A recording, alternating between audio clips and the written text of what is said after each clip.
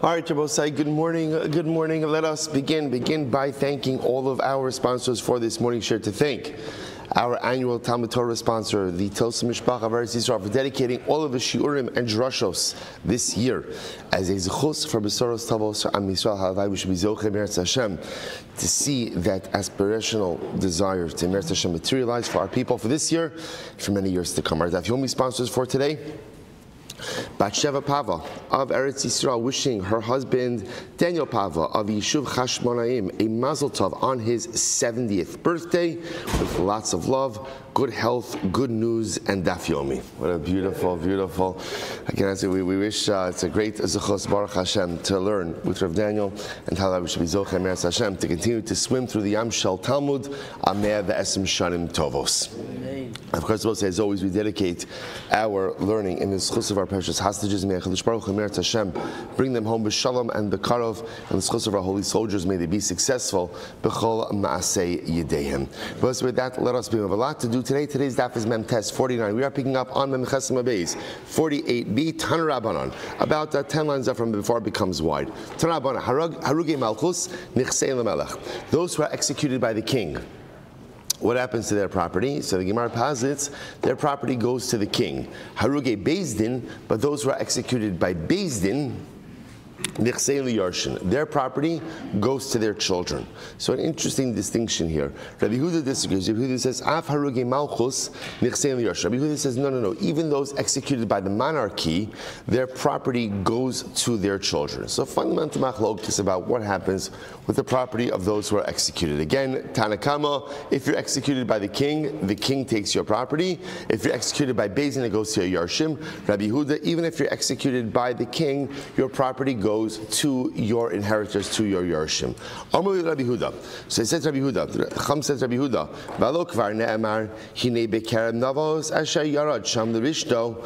Amar lahem. So both say. So now, interestingly enough, the Gemara says over like this: by King Achav, the Navi tells the story that Achav was unfortunately a very evil king. Achav had a lot of good inside of him, but was an incredibly conflicted individual who was never fully able to rein himself in. So Achav desired a particular vineyard, a vineyard that belonged to a guy by the name of Navos. So Achav concocted an entire story that Navos went ahead and cursed the king. We're going to talk about this: cursed the king, cursed God. All these different things, and halacha l'maisa. And as a result, what ended up happening afterwards is that he had Navos executed, and Achav took the vineyard. So you see from here that someone who was executed by the king gets his property by virtue of the fact that Achav got this vineyard after executing Navos. So this is what the Chacham says, Rabbi Huda. Amar Lahen, Rabbi says, no, it's not a good raya. Ben achi aviv haya v'raya liyar haya. No. In fact, interestingly enough, King Achav was related to Navos. He was related to him. So in fact, he was in the inheritance line. So all he needed to do was have Navos killed. Once Navos was killed, then he was able to go ahead and take possession of the vineyard through the laws of inheritance. The Gemara says, what? But again, but Navos had a lot of sons. What happened to them in terms of inheritance? Amar lahem, so he responded, also v'esban of harag. In fact, Achav not only killed Navos, but he also killed Navos and Navos' sons. Shnei Imlo as Dimei Navos ve'es Dimei Banav Ra'isi. But an overwhelming story. So Navos is executed by Achav. Not only is Navos executed, but Navos' children, his sons, are executed as well. Again, why? For what? For a vineyard. And this was the king who Baruch Hashem, had everything, but yet again executed in order to go ahead and get this vineyard. Really dramatically amazing. So the Gemara goes back to Rabbanon. The Rabbanon says, no. That does not literally mean sons, but rather again that actually refers to sons who are fit to come from Navos. In other words, Achav didn't actually execute Navos' kids, but instead what ended up happening over here is that Achav executed Navos. Navos himself was fit to have more children, but as a result of being executed, he never ended up having a family. Incredible. So according to the opinion that says that when you go ahead and you execute someone is executed by the king, so their property goes to the king. Hainu dichsiv berach navos elokim umelach. So this is interesting. All in the Achav story. First white line on Mem Chesed base 48b. When Achav set up Navos, so remember again, the way he sets him up is he makes a claim that Navos cursed the king and cursed God. They did both, cursed the king, cursed. Now, by the way, this was an intricate plan because Navos also hired witnesses. Right, the witnesses testified falsely against. Achav hired witnesses to testify against Navos. So what they testified against was that Berach Navos Elokim Umelech. So Navos cursed God, and he also cursed the king. So the Gemara says, listen to this. So I understand why the witnesses had to say that Navos cursed the king, because according to the Chachamim, ultimately, again, that those executed by the king, their property goes to the king. That's remember what Achav wanted at the end. But according to the opinion that says that even if, Rabbi Yehuda, even if you're executed by the king, your property goes to the inheritors, then why did the false testimony have to include that Navos cursed the king? Who cares? So using your logic, Elokim lamali. Why did the witnesses have to lie and say that Navos cursed God? Or was cursing God? Remember again, cursing God is punishable by what? Punishable by what? By death. Execution. Who do you get executed by? Beis Din. Everyone agrees that if you're executed by Beis Din, what happens to your property? It goes to your kids. So, in other words, what's happening here altogether? To which the Gemara says, listen to this. Ella lafushe rischa. Rather, again, what Achav's plan was. Achav's plan was to go ahead and really create a tremendous sense of animosity and anger towards Navos, that people would be like so incredulous, they would be so overwhelmed by what Navos did, cursing the king, cursing God. So again, when fabricating this eidos, Achav made it as bad as possible, so that the Dayanim themselves would not be inclined to find grounds to exonerate Navos. Incredible. So the Gemara goes weiter. According to the opinion that says that if you're executed by the king, your property goes to the king. So we're going to spend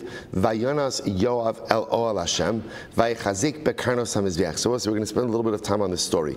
When David HaMelech died, he gave his son Shlomo a number of instructions, and some of them was to deal, quote unquote, to deal with certain people. These were people that David HaMelech felt that he could not execute during his lifetime for a variety of different reasons, but that he felt were absolutely necessary to be punished by Shlomo.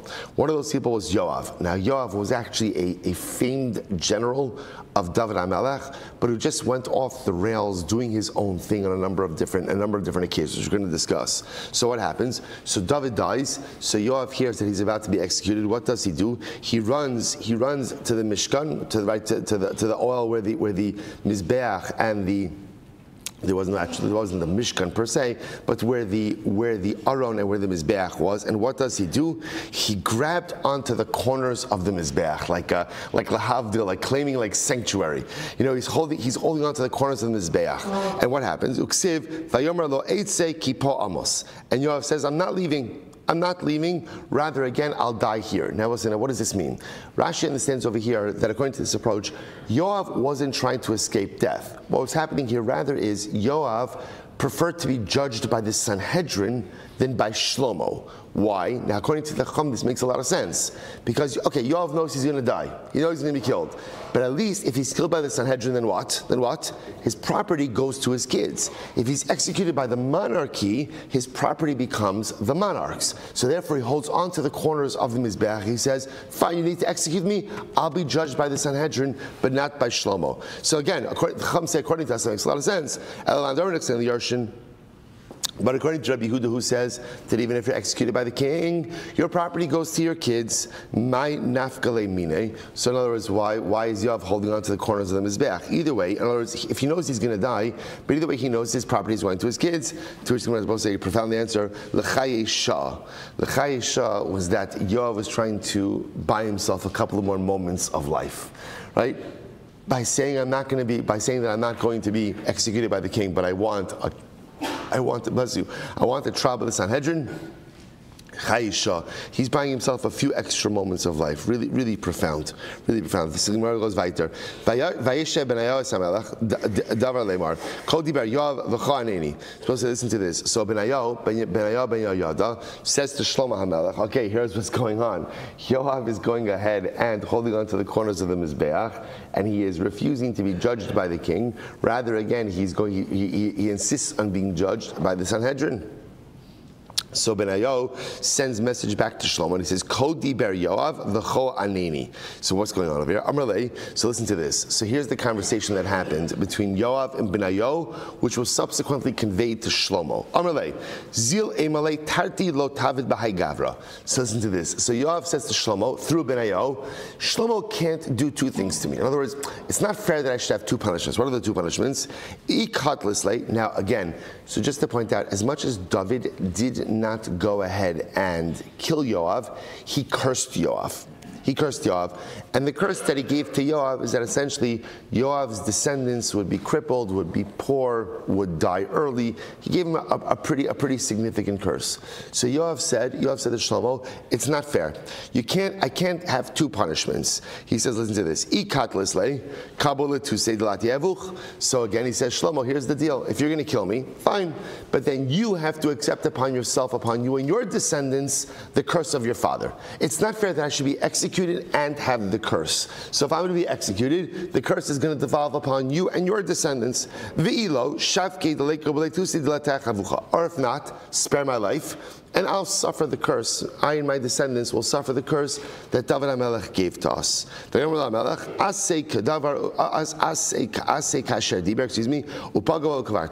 Shlomo says, fine. He kills Yoav, and Shlomo accepts the curse of David upon himself and his family. Again, we'll see exactly what this means in just a little bit.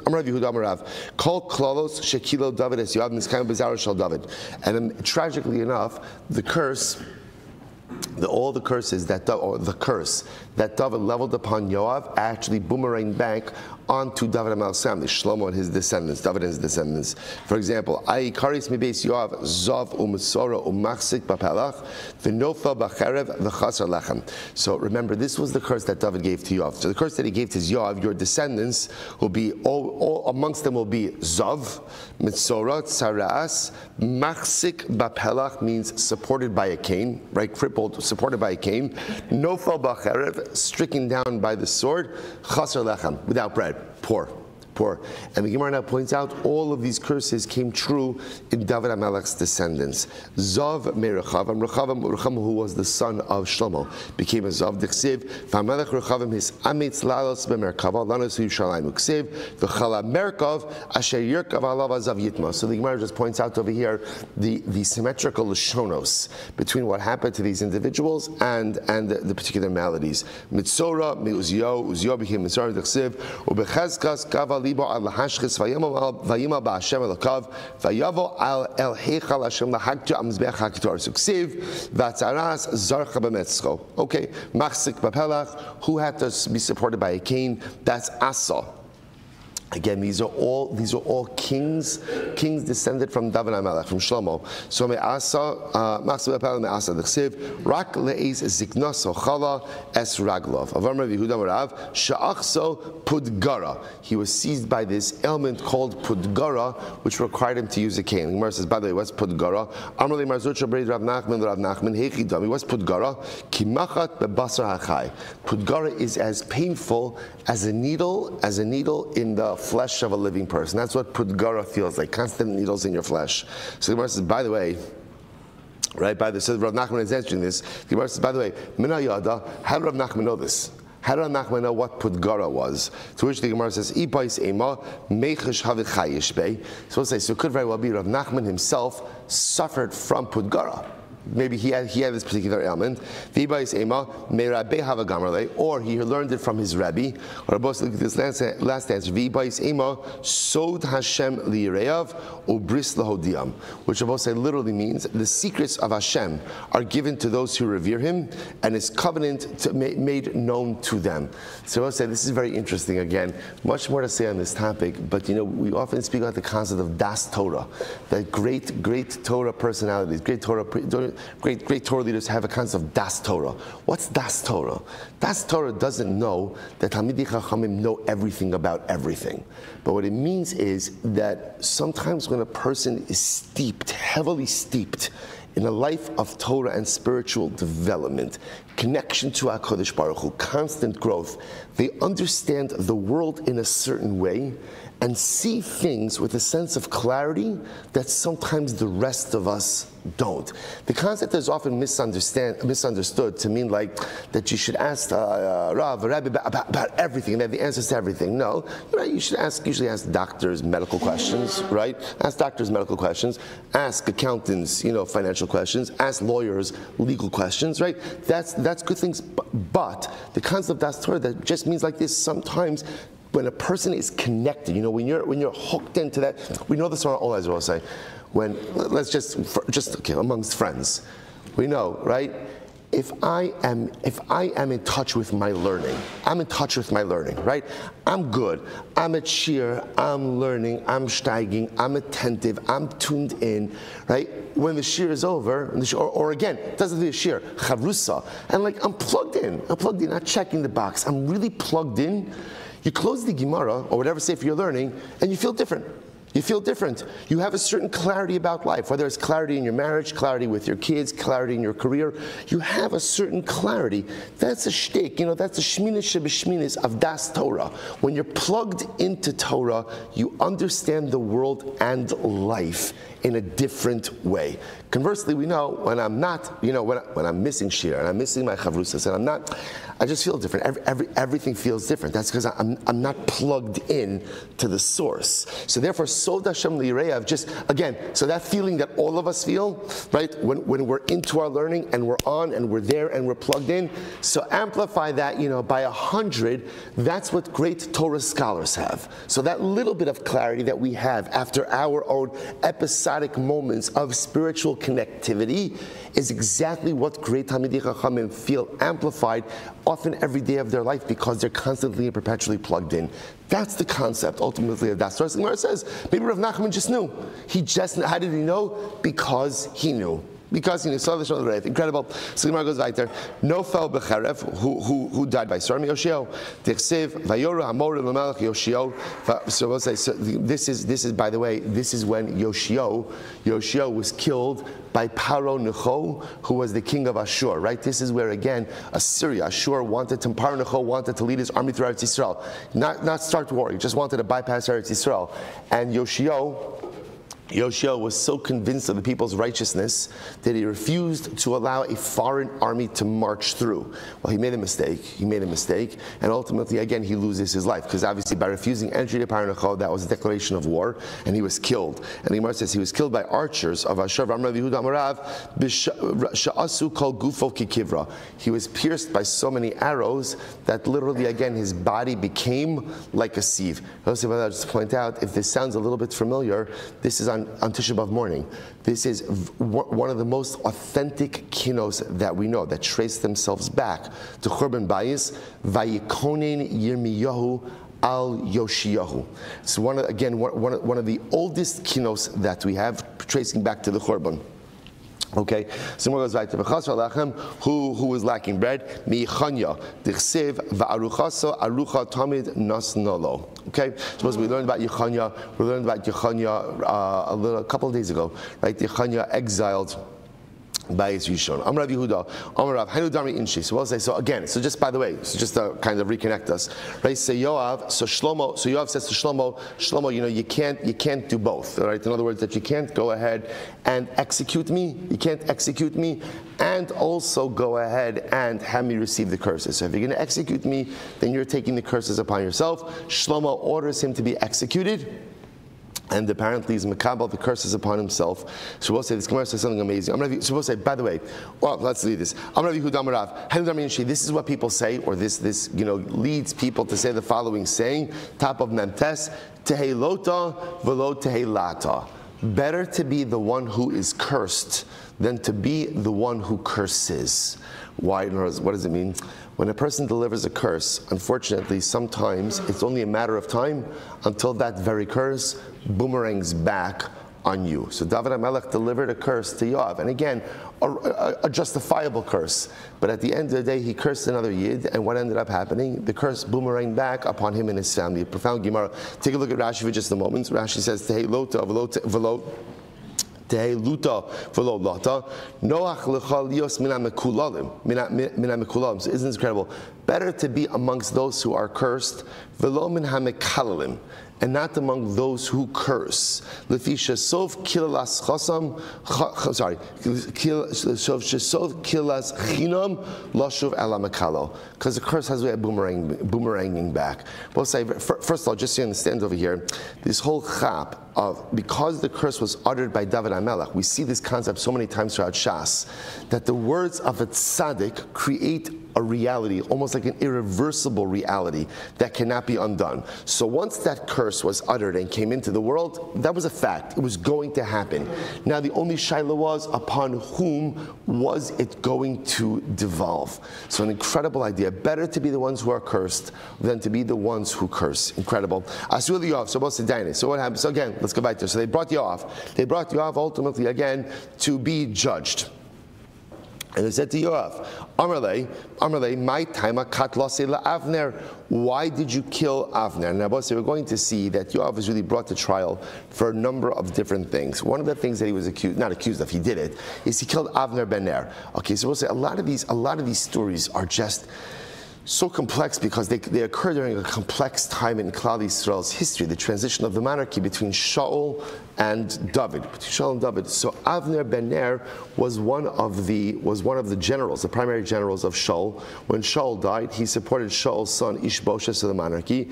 But then Avner ben Ner has a change of heart, and he decides that, you know what, David is the future of Klal Yisrael, and David offers him a peaceful transition over to his side. David HaMelech is not interested in war with anyone within Klal Yisrael, so he offers him Yoav. Now remember, Yoav, who was a general of David HaMelech, had a profound distrust for Avner, and he was raged that David HaMelech offered him to spare his life and offered him a position in the army. He just couldn't believe it. See, he killed Avner. So Yoav killed Avner. So that's one of the things that David never forget. And again, the problem is all of these things. I always say, one of the hardest things about leadership is that, remember, when a person is in a leadership position, anything that happens in the under him is his responsibility. That's the way it works with, or at least effective leadership is when a leader takes responsibility for everything. So for David, as much as David didn't kill Avner, his general did. His general did. As such, again, for David, that represented a heightened sense of culpability. So therefore, Yoav is judged for killing. So they ask him, number one, why'd you kill Avner? Amarle, Goal Hadam Da'asal Havi. Because Avner killed my brother Asal. Killed my brother Asal. Which is true, right? We'll see in just a moment. He killed my brother Asal, and therefore I'm a Goal Adam. So the Gemara says, come on. Asal wrote Defava. Yeah, do you know why Avner killed Asal? Because Asal was running after Avner to kill Avner. This was war. He was running after Avner to kill Avner. So yeah, Avner killed Asal in order to save his life. Amarle, Havalo lahatzilo be'echamei varav. So I understand. Avner had to stop Asal in some way, but he could have injured him. He could have maimed him, right?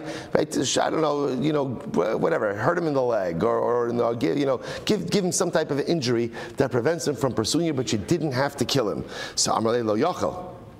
No, when someone's pursuing you to kill you, you often don't have the luxury of trying to figure out how could I injure him in order to stop him. You just have to stop him. Whatever you have to do to stop him, you stop him.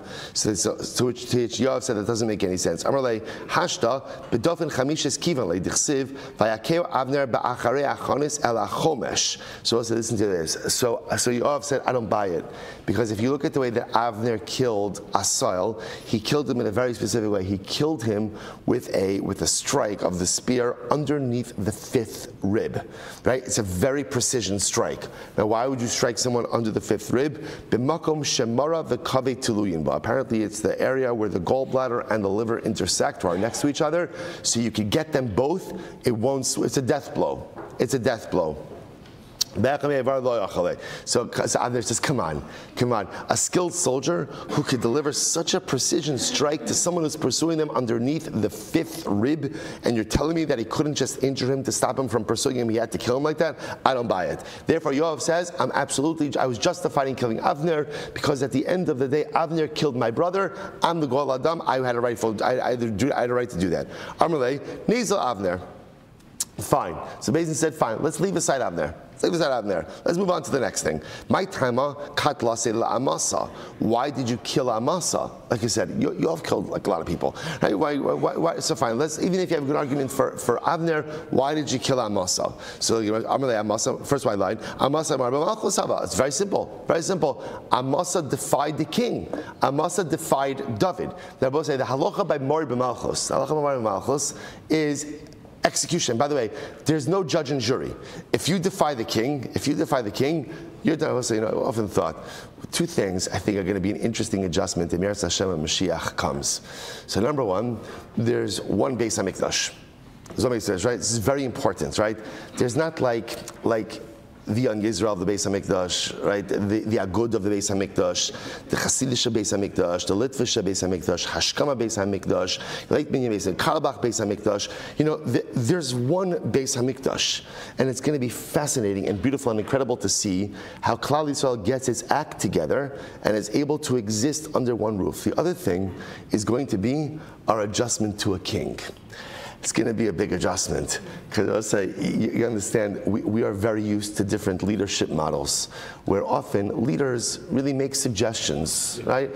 Much more than decisions. And I'll say, a king and a monarchy, whatever the king says is what you do. And if you defy, the punishment is death. That's called Mor b'malchus. And again, there's no appeal, there's no but 1 second, this is my opinion. It's such 2,000 years we haven't lived with a king, and we've lived in different kinds of countries, especially now, and even Eretz Yisrael, like democratic societies where it lives there, but a king is an absolute authority. Now again, we saw before, it's not totally absolute, there is a checks and balances for the king as well, but Lamaisa, when the king says something, the king says something. So therefore, again, Yoav says, I killed Amasa because he was Mar b'malchus. What did he do? Listen to this. So the king said to Amasa, I need you to gather everybody for me in 3 days. So Amasa went to gather the people of Yehuda, and what happened? And they were delayed. It wasn't 3 days, it was more than 3 days. So what happened? So therefore Yoav said, Amasa did not comply with the order of the king, and therefore halacha l'maisa, again, he deserves to be executed. Amarle Amasa, Amarle, so again, Be'el responded to Yoav, come on, Amasa achin v'rakin dash. No, Amasa made the right move. Rabbi says, a beautiful Gemara, why? So Gemara says, Ashkechinu de pasach lu b'mesechta. This is so beautiful. So what happens? So Amasa came, and what did he see the Jews doing? Pasach b'mesechta. They're learning Daf Yomi. Right? The Jews were learning Daf Yomi. So Amasa says to himself, Amar, Ksiv Kolish Hashem Yamres Pich V'lo Yishma Estavarach Alo Kol Hashem Tzvana Yumas. So again, the pasuk says that whenever the king says something, you have to listen. And if you don't listen to the king, you can be put to death. Yochal Afilu Divrei Torah. I might have thought maybe even if Jews are learning Torah and they don't listen to the king, they're put to death. Hamalomar Rak Chazak V'Amatz. Therefore, the pasuk says, "Rak is a miyot. Rak chazav yamatz. Be strong when it comes to learning of Torah." I.e., God's wishes usurp or take precedence over the king's wishes. So it's beautiful. The king wants them to assemble in 3 days. Amasa gets there. They're going ahead and learning Daf Yomi. So Amasa figures, let them finish learning, and when they finish learning, then I will gather them. So it wasn't Morid b'Malchus, Fakir, just the opposite. He listened to the Melech. But which Melech? HaKadosh Baruch Hu, because the desires and wishes of the Ribono Shel Olam are more important than the desires and wishes of a human king. So therefore, again, so the Beis Din, so Benayo says to Yoav, you had no right to kill Amasa. Elahu Gavra, the Gemara says, Elahu Gavra, Bar Malchus Haba. Rather, again, the Benayo or the Beis Din says to Yoav, if anyone was married by Malchus, anyone rebelled against the king, it was you. You rebelled against him. Dichsiv v'ashmua ba'a ad Yoav ki Yoav nata acharei Adoniya v'acharei Avshalom. V'acharei Avshalom no nata. Supposed to listen to this because the pasuk says, news came to Yoav that Yoav veered after Adonio, and ultimately again, but after Avshalom, he did not veer.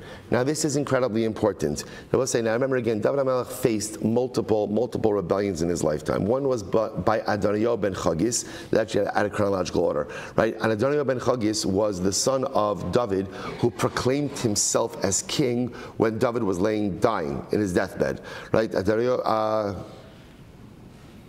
Adonio ben Chagis misnaseh lemar ani emloch. So he proclaimed himself as king.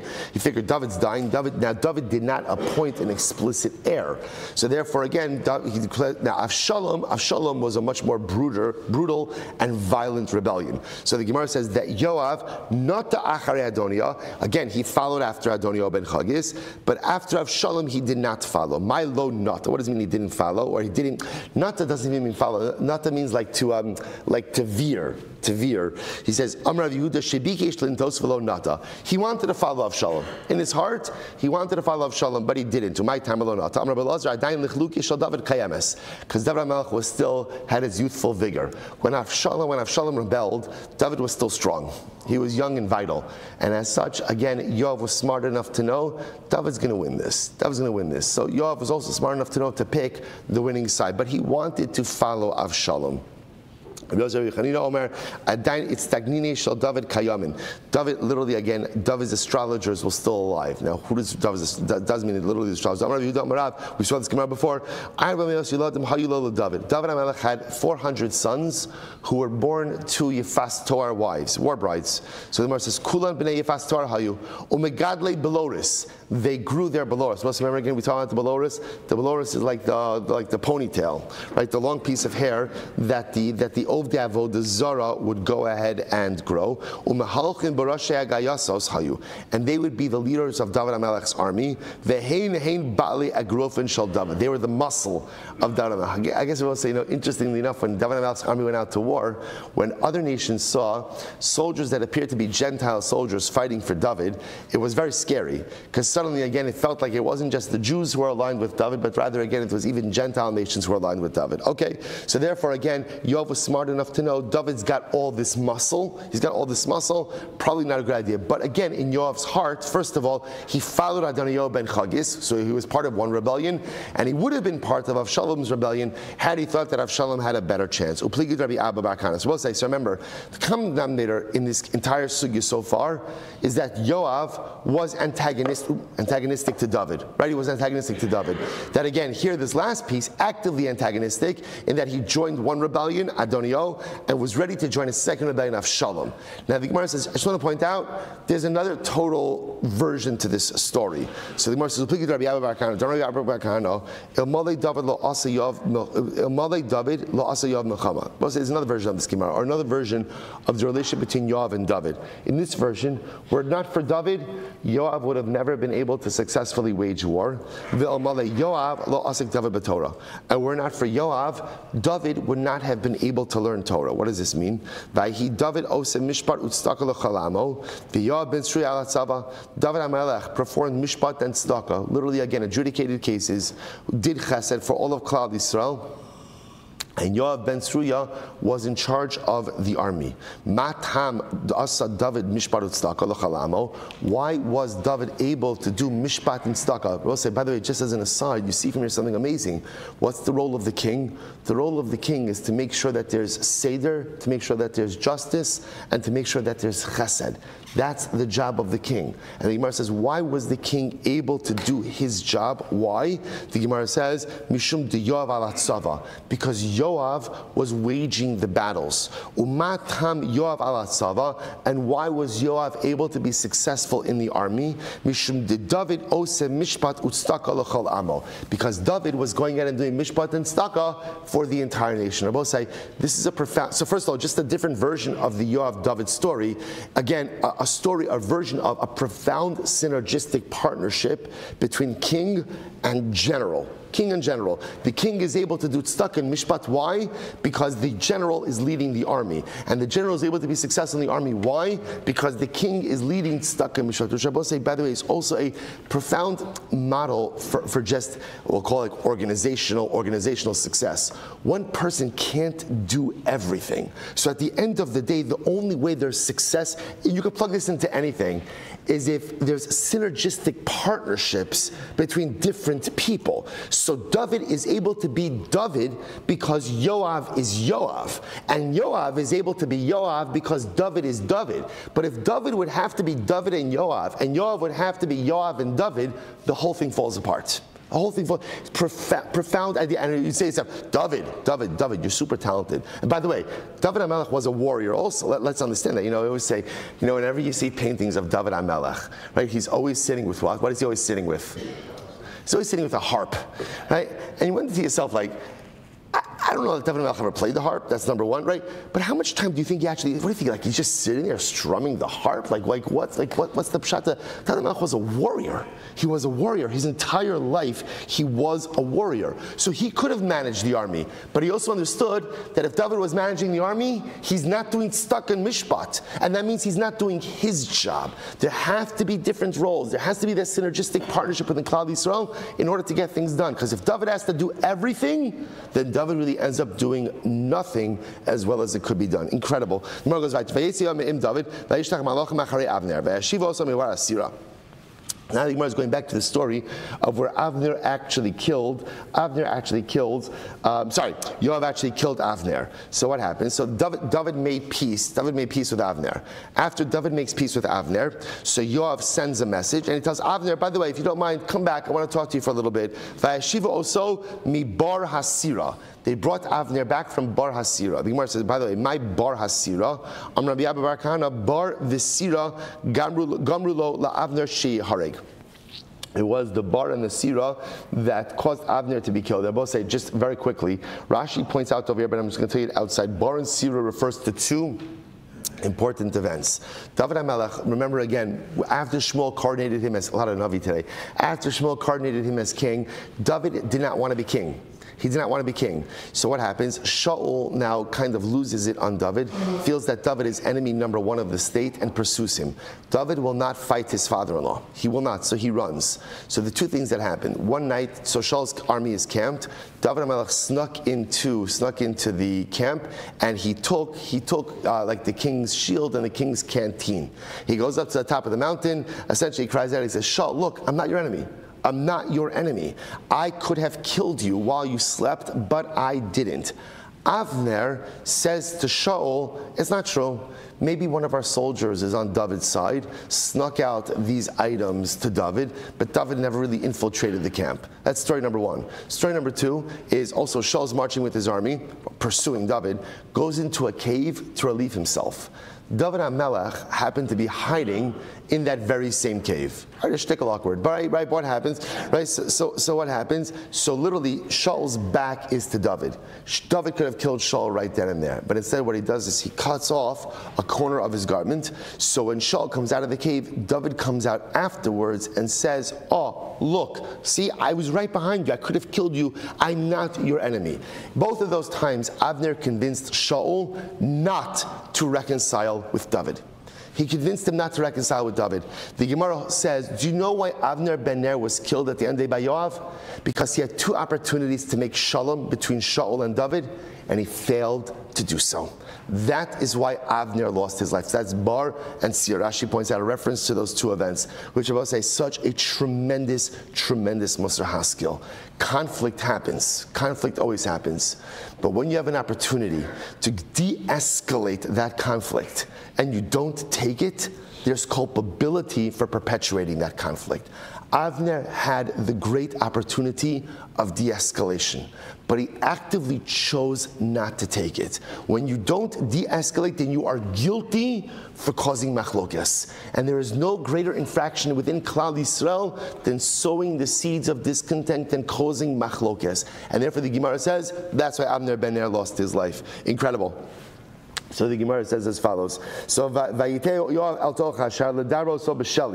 what happens? So Yoav took Avner aside to speak about him b'shali. We'll see what that means in just a moment. So Rabbi Yochanan shadanu dinei Sanhedrin. Essentially, Yoav judged Avner as a Sanhedrin. Amalei, my time akat lasi la'asal. So again, they have this whole conversation. So Yoav says to Avner, Avner, why did you kill my brother Asal? So Amalei, so Asal rodef haya. So again, so Avner says, what do you want from me? Asal was running after me to kill me. What should I have done? So you should have injured Asal. Just injure him in his leg. Don't go ahead and kill him. So Avner says, Lo yachili. I couldn't do it. I couldn't do it. To which Avner said, to which Yoav said, you're a liar. Hashta b'dofen chamishes kavantali be'echam evar lo yachaltali l'daber ito. I'm sorry, lo yachaltali. So it says, come on, you killed my brother by striking him underneath the fifth rib, like we saw before, gallbladder and liver. You dafka did that. That was a precision blow. Someone who could deliver such a precision blow could have also injured my brother in his leg. He would have no longer pursued you, and that would have been the end of it. So you're a liar. You could have injured him. You killed him, and therefore again, I'm going to kill you. So the Gemara says, "Ledaber ito b'shali." What does that mean? To speak with him b'shali. Amrav Yehuda Amarav al iske shalo or shalo. So say Rashi points is fascinating. So Avner, how did Yoav? So remember again, Yoav calls Avner back. So David, just to understand the timeline over here, David made peace with Avner. Avner is going on his own. Yoav calls back Avner. Yoav calls back Avner. Now Yoav, so Avner there's no reason to think that anything is going on. So the Gemara says over here that he asked Avner an interesting question. Avner was a big Talmid Chacham. He says, Avner, let me ask you, how is it if a woman doesn't have arms or doesn't have hands, how does she do chalitza? Because after all, she has to remove the shoe. So Avner said, I guess she could untie it with her teeth. So Yoav says to Avner, how exactly would that work? So Avner says, oh, I'll show you. And he bends down. So he bends down, he leaves himself exposed. That's when Yoav killed him. So that's what it says, Vaidaber. So the lashon over here of ledaber also b'sheli is a play on words. Shalo, like shalof ish na'alo, right? Take off the shoe. So he killed him because he was asking him a question on chalitza. Avner had his guard down because he thought he had made peace with David and his generals, and therefore he was killed then. Incredible. So again, interestingly enough, how does Yoav kill Avner? Underneath the fifth rib. So Rabbi Yochanan b'dofen chamishis makom shemar v'kavei teluyin bo. Okay, so he killed him underneath the fifth rib. So apparently, at least biblically, that fifth rib blow, that was the death shot, right? That was it. So he killed him in that same way. So the Gemara goes weiter. So the Gemara says, "V'heishiv Hashem estamo arasho asher paga b'shnei anashim tzadikim v'tovim imenu." So the Gemara says that Hashem. So now when Yoav himself is being executed, so the lashon of the pasuk is that Hashem will go ahead and repay Yoav for the blood he has shed because he killed two people who were tzaddikim and tovim mimenu, people who were righteous and better than Yoav himself. Tovim, what does he mean? They were good. Shayudarshan achen v'rakim. So again, that's a reference to Amasa, right? Amasa, because Yoav killed Amasa because he said he was Mar b'malchus. He wasn't Mar b'malchus. He just felt that covered to Hashem trumps covered to the covered to Hakadosh Baruch Hu trumps covered to the king, right? V'hu lo darash. Tzadikim shehein bepe v'lo asu v'hu b'igeres asa. So we'll say this is incredible. One of the things that Avner did not do is when ultimately again, when Shaul wanted to wipe out the city of Nov, so ultimately again, Avner did not do it. Avner would not comply with that command, even though Shaul said it verbally. On the other hand, when David commanded Yoav to place Uriah Hitti on the front lines, which was an incorrect thing to do, right, he did it through a letter, and Yoav still complied. Incredible. So the Gemara goes weiter. So remember again, Amasa Amasa didn't think that Yoav was going to do it. He didn't watch himself, and therefore, again, Yoav was able to kill him. So now Yoav is executed. Both say Yoav is executed. So now what happened? The pasuk says he was buried in his house in the desert. So Atu Beisa Midbar. I don't understand. Yoav's house was in the desert. What does that mean? Amar Yehuda Amarav Kimidbar. Yoav's home was like a midbar. What does that mean? Ma Midbar Mufkar Lakol. Af Beiso Shayoav Mufkar Lakol. So we'll say, so part of Yoav's punishment was his property wasn't even taken by the king. Instead, what happened to his property? It was made hefker. Just like the desert is hefker, Yoav's property was made hefker as well. Davrach, another possibility is Kimidbar, Mad Midbar Menuka Megezel Va'arayos, Af Beisal Shayav Menuka Megezel Va'arayos.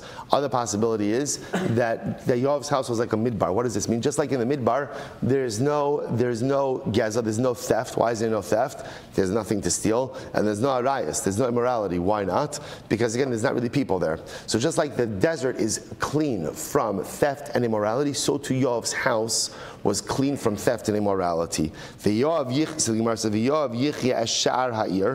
that mean? That Yoav, literally again, it sounds like he supported a lot of the city. Whatever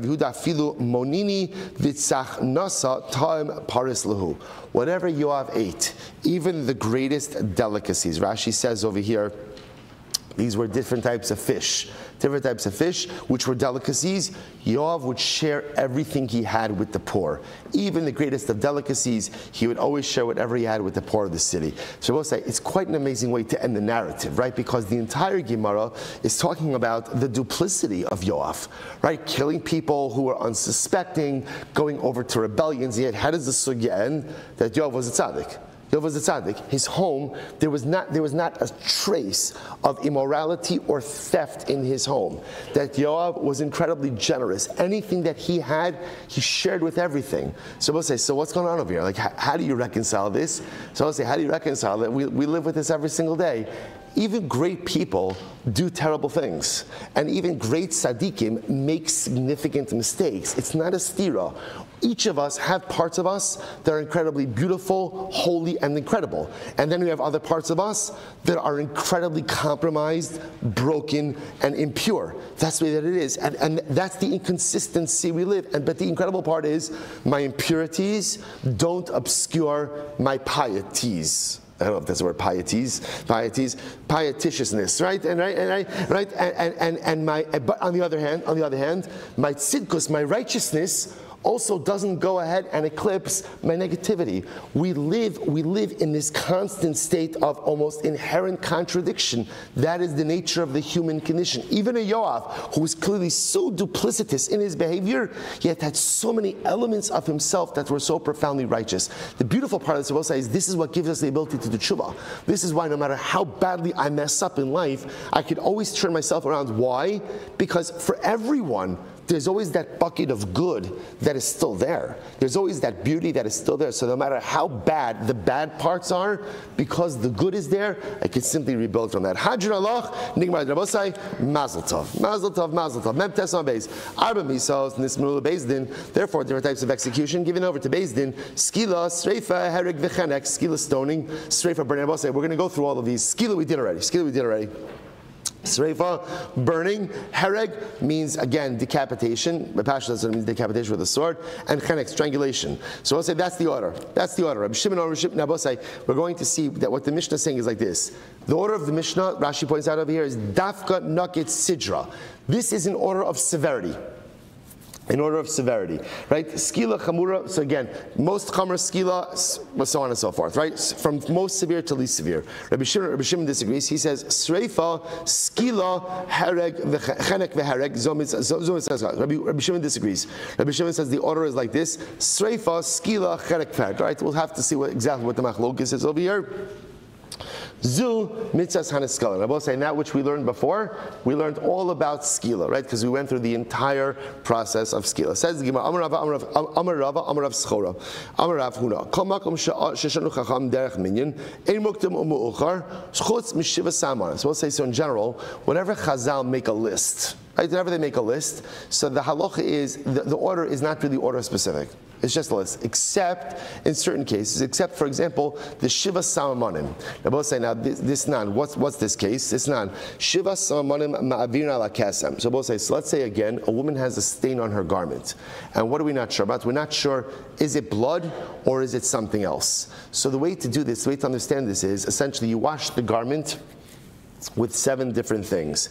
If after washing it with 7 different things, it still remains, then halacha l'maisa, it's blood.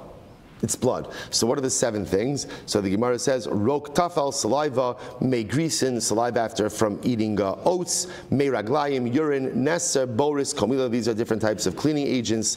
So both say, salach l'maisa, and the order over here is very specific. V'katani seifa, ha'avirin shaloki sidran, osha avirin shivasan ke'echalo asavalo klum. If you use these cleaning agents out of order, or if you use them all at once, the process is invalidated. So again, so what the Gemara is saying is like this. Normally, Rabbi is saying like this. Normally, when Chazal give us orders in the Mishnah, orders don't really matter. They're not really order specific, except over here they are. So Master Rapapa, Sava Mishnah Rav Amar Af Arba Misos Midikamath Rabbi Shimon Shmamina Dafka Katani. No, what about our Mishnah? Our Mishnah also was our Mishnah is also order specific, right? Why? How do we know that? From the fact that Rabbi Shimon argues on the Tanakama indicates to us that the order is specific in the Mishnah. So one second. So if that's the case, then why doesn't Rava include this as well? No, they're not talking about cases where there's a machlokes. They just brought up the case of the cleaning agents because that's the case where everyone agrees. But when it comes to machlokes, there are other cases of machlokes. Rabbi says, Af Seder Yoma, even the order of Yom Kippur. This nan Kamaisum Kippurim Hamurim Ala Seder Hektim Maisel Chaber the Asavalo Klum. But Yom Kippur, Torah gives a very specific order for the avoda, and if you go ahead and you disrupt the order, then Allah Maisa the avoda is invalid. So why doesn't Rav include that in his list as well? That just has to do with the severity of Yom Kippur. It's not the pshat that any part of the avoda is more important than the other, that it should go first. It's just because of the chumrah of the day, the Torah solidifies an order for the avoda. We're talking about over here an order because of severity of items. Rav Huna Brei Rav Yoshua Amar Af Seder Tamid. What about the order of the Tamid? Say the offering. Diktani Allah Ze Seder Tamid. The Tamid also has to follow a certain order. V'idach Hahu LeMitzvah Ba'alma. And the other opinion will say, no, the order of the Tamid, that's just l'chatchila. L'chatchila, you should do it in a particular order, but Allah, if you change the order, it's ultimately still good. So we'll have to stop over here for today. More, I know we flew through that last part a little bit. And we'll catch up tomorrow. Shkoyach, everyone. All right, Chevrazim, have a great day, everyone. Who's the famous librarian that wrote a lot of stories? His first name was Ruvain. First name was? First name was Ruvain.